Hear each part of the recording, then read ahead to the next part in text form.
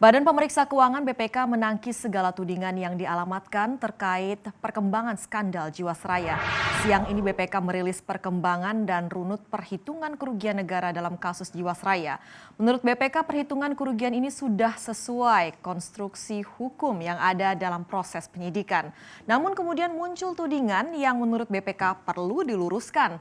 Sebelumnya salah satu tersangka dalam kasus Jiwasraya yaitu Beni Cokro Saputro menuding BPK melindungi pihak-pihak tertentu, dalam hal ini grup Bakri dalam kasus Jiwasraya. Atas tudingan dan pencemaran nama baik, BPK akan melaporkan Beni Cokro ke pihak berwajib. Memang BPK yang nutupi. Yang nutupi kan ketua sama wakil ketua BPK yang udah pasti kroninya Bakri. Memang mereka yang nutupi. Bakri Group berarti. Iya, memang ketua dan wakil ketua BPK itu yang nutupi. Apa harapan dan langkah kepada jaksa terhadap kalau memang dakwaan itu disebutkan Bapak tadi 2006-2008 ada Bakri? Ya tolong terbuka dong.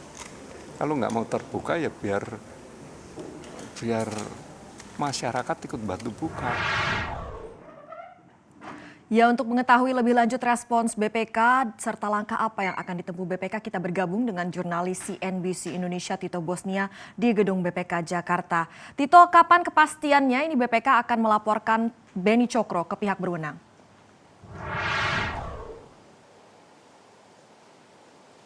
Ya, Alin, Badan Pemeriksa Keuangan berencana untuk melaporkan tuduhan yang telah dilemparkan oleh terdakwa kasus dugaan korupsi dan juga tindak pidana pencucian uang Beni Cokro Saputro atas kasus yang terjadi di PT Asuransi Jiwasraya. Dan dari pihak BPK sendiri, diwakili oleh Ketua BPK Agung Firman Sampurna menyatakan bahwa pihaknya membantah tuduhan dari Beni Cokro tersebut.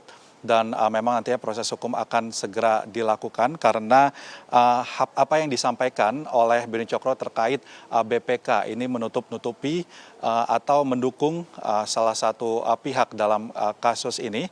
Ini merupakan hal yang tidak bisa dibuktikan karena memang sebelumnya BPK ini menyoroti terkait dengan tersangka sendiri yang sudah ditetapkan sebagai tersangka oleh Kejaksaan Agung sebelum BPK sendiri mengeluarkan perhitungan kerugian negara atau PKN yang diterbitkan senilai kira-kira 16,8 triliun rupiah atas kerugian negara dalam kasus ini. Dan menurutnya untuk proses sendiri, jenis pemeriksaan atau audit yang telah dilakukan BPK ini juga telah melalui syarat penegakan hukum dan juga telah masuk ke tahap penyidikan hingga tersangka ditetapkan. Sehingga secara prosedur hingga tersangka ditetapkan dan PKN yang juga telah diterbitkan oleh Badan Pemeriksa Keuangan ini tidak masuk akal jika memang Beni Cokro menyampaikan bahwa BPK sendiri menutupi atau mendukung salah satu pihak atas kasus ini.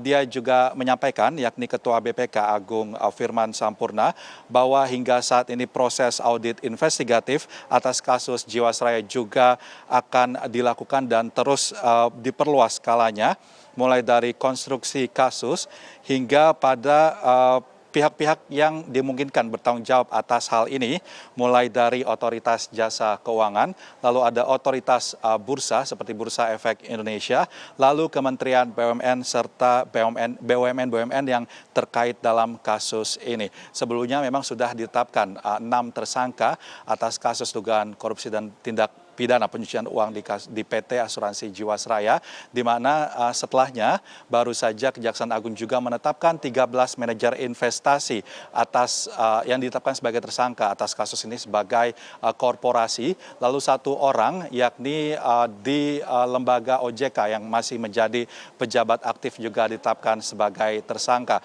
Dan memang ini nantinya pihak BPK sendiri direncanakan akan menambah atau meluaskan status dari kasus ini. Dari sebelumnya adanya timbul kerugian negara menjadi kerugian perekonomian nasional atau negara. Namun hal ini masih terus dilanjutkan oleh BPK melalui audit investigatif yang masih terus dilakukan hingga saat ini. Berikut ini merupakan keterangan dari Ketua BPK Agung Firman Sampurna atas pernyataan yang telah ditudingkan atau dialamatkan kepada dirinya dari terdakwa Beni Cokro Saputro. Kami bahwa tidak ada satupun manusia yang nyaman diperiksa, apalagi harus berhadapan dengan aparat penegak hukum, mengikuti proses peradilan, lebih lagi jika sampai berstatus terdakwa. Tapi bagi yang diduga, disangka, apalagi sampai didakwa melakukan perbuatan melawan hukum, tentunya harus mempertanggungjawabkan semua perbuatannya secara hukum.